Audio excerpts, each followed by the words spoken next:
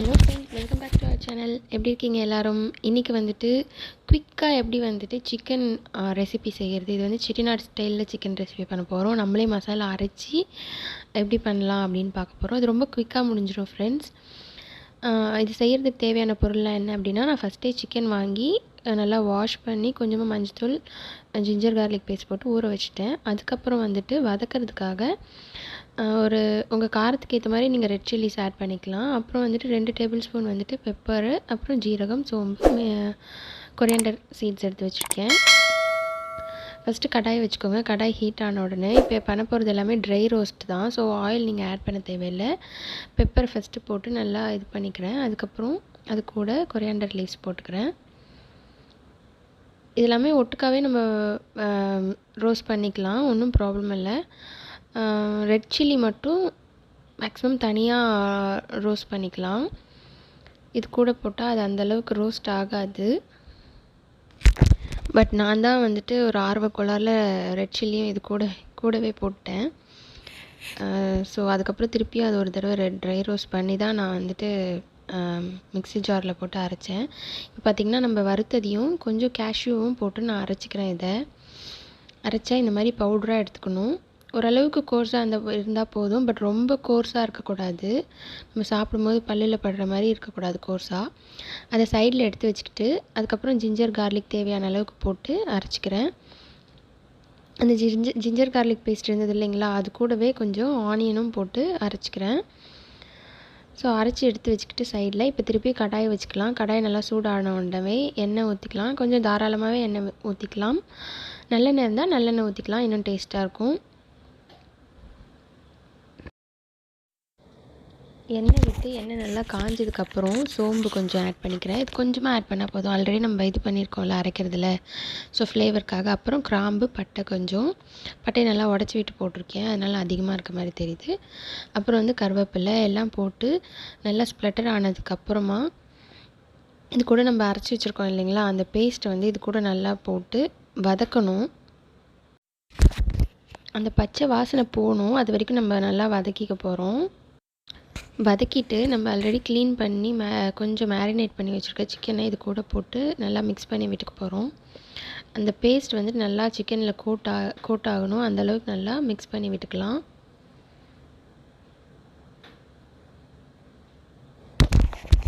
Mix பண்ணிவிட்டு இப்போ நம்ம அரைச்சி வச்சுருக்க மசாலாவை நம்மளுக்கு தேவையான அளவுக்கு ஆட் பண்ணிக்கலாம். ஆட் பண்ணிவிட்டு நல்லா கிளறி விட்டுடலாம். நல்லா ஃபுல்லாக இந்த சிக்கனில் வந்துட்டு இந்த மசாலா கோட் ஆகணும், அந்தளவுக்கு நல்லா மிக்ஸ் பண்ணி விட்டுட்டு தேவையான அளவு உப்பு போட்டு உப்பையும் நல்லா மிக்ஸ் பண்ணிவிட்டு ஒரு லிட்டு போட்டு க்ளோஸ் பண்ணிக்கலாம். நம்ம எண்ணெய் தாராளமாக விட்டுருக்கோம் இல்லைங்களா, அது வந்துட்டு நல்லா சிம்மில் வச்சு தான் நம்ம இப்போ வந்துட்டு மூடி விடணும். இல்லைனா பாருங்கள் அடிப்பிடிக்கும். எண்ணெய் வந்துட்டு ஊஸ் அவுட் ஆகி வெளியில் வரும் நல்லா. அதுவே சிக்கனுமே பாருங்கள் நல்லா வதங்குது. நம்ம இதில் வந்துட்டு ஆல்ரெடி ஆனியன் போட்டிருக்கோம் இல்லைங்களா, அரைக்கும் போதே அது நல்லா நம்மளுக்கு இதுவாக தான் இருக்கும். ஸோ வந்துட்டு அதுலேயே இது நல்லா சூப்பராக வெந்துடும், ஃப்ரை ஆகிடும். பட் நம்மளுக்கு என்னென்னா அடிப்பிடிக்காமல் நம்ம பார்த்துக்கணும், அவ்வளோதான். நடுவில் இந்த மாதிரி எடுத்து கிளறி விட்டுட்டு திருப்பியும் மூடி வச்சிட போகிறேன். மூடி வச்சுட்டு திருப்பி எடுத்து பார்ப்போம். பாருங்கள் இப்போ சூப்பராக எப்படி செம்மையாக செமி கிரேவியாக அந்த மாதிரி வந்திருக்கு பாருங்கள் கன்சிஸ்டன்சி. இப்போ வந்துட்டு கொஞ்சம் இப்போ நம்ம நல்லா வதக்கிட்டோம் இல்லைங்களா, இந்த டைமில் வந்துட்டு சிக்கன் ஓரளவுக்கு வெந்துருச்சுன்ற டைமில் ஒரு ஹாஃப் லெமன் வந்துட்டு நான் இதில் புழிஞ்சு விட போகிறேன். பிகாஸ் நம்ம வந்துட்டு இதில் தக்காளியே ஆட் பண்ணலை. நம்மளுக்கான புளிப்பு டேஸ்ட் இல்லைன்னா நம்மளுக்கு வந்துட்டு அந்தளவுக்கு சாட்டிஸ்ஃபைடாக இருக்காது இல்லையா, அதனால வந்துட்டு லாஸ்ட்டாக லெமன் புழிஞ்சு விடணும். நீங்கள் ஸ்டார்டிங்லேயே புழிஞ்சு விட்டிங்கன்னா ஒரு மாதிரி சிக்கன் வந்துட்டு வேகாது, வெறப்பாக இருக்கிற மாதிரி ஆகிடும். அதனால வந்துட்டு நீங்கள் லாஸ்ட்டாக தான் ஆட் பண்ணணும் லெமன், அந்த புளிப்பு டேஸ்ட்டுக்காக. ஸோ ஆட் பண்ணி லெமன் நல்லா கோட் ஆகிற அளவுக்கு மிக்ஸ் பண்ணி விட்டுடணும். மிக்ஸ் பண்ணிட்டு இப்போ நான் வந்துட்டு கொத்தமல்லி ஆட் பண்ணிக்க போகிறேன் இது கூட ஃப்ளேவருக்காக. இதுதான் ரெடி ஆகிடுச்சு. சிக்கனும் நல்லா வெந்துருச்சு. இப்போ வந்துட்டு நம்ம வேறு பவுலில் ட்ரான்ஸ்ஃபர் பண்ணிக்கலாம். எப்படி இருக்குது பாருங்க, சிக்கன் செம்ம டேஸ்ட்டாக இருக்கும் ஃப்ரெண்ட்ஸ். ட்ரை பண்ணி பாருங்கள் கண்டிப்பாக. இந்த வீக் சண்டே நீங்கள் இதை ட்ரை பண்ணி பாருங்கள். ட்ரை பண்ணி பார்த்துட்டு அதுக்கப்புறமா இந்த வீடியோ கீழே உங்களோட சஜஷன் சொல்லுங்கள். ஃப்ரெண்ட்ஸ், எப்போவுமே வந்துட்டு நான் ஒரு ரெசிபி ட்ரை பண்ணுறேன் அப்படின்னா அது அப்படியே நான் செஞ்சு எப்படி இருந்தாலும் வீடியோ போட்டுடலாம் அப்படிலாம் போட மாட்டேன். ஸோ அதனால தான் எனக்கு மேக்ஸிமம் வந்துட்டு வீடியோஸும் நான் கம்மியாக கொடுக்கறதுக்கு காரணம். நான் ஒன்ஸ் அதை ட்ரை பண்ணி பார்த்துட்டு அதுக்கப்புறம் தான் நான் திருப்பியும் இது வீடியோக்காகவே ஒரு தடவை ரெசிபி செய்வேன். ஸோ அதனால எனக்கு டைம் அந்தளவுக்கு கிடைக்காது. என் தம்பி, பாவா எல்லாம் நிறைய பேர் சொல்லுவாங்க, நீ ஃபஸ்ட்டு வீடியோ ரெசிபி செய்யும் போதே வீடியோ எடுத்துக்க வேண்டியது தானே, அது நல்லா இருந்தாலும் நல்லா இல்லைனாலும் நல்லா இருந்துச்சுன்னா அப்லோட் பண்ணு, நல்லா இல்லைன்னா அப்லோட் பண்ணாத அப்படி சொல்லுவாங்க. பட் அது எனக்கு வந்துட்டு சாட்டிஸ்ஃபை ஆகாது.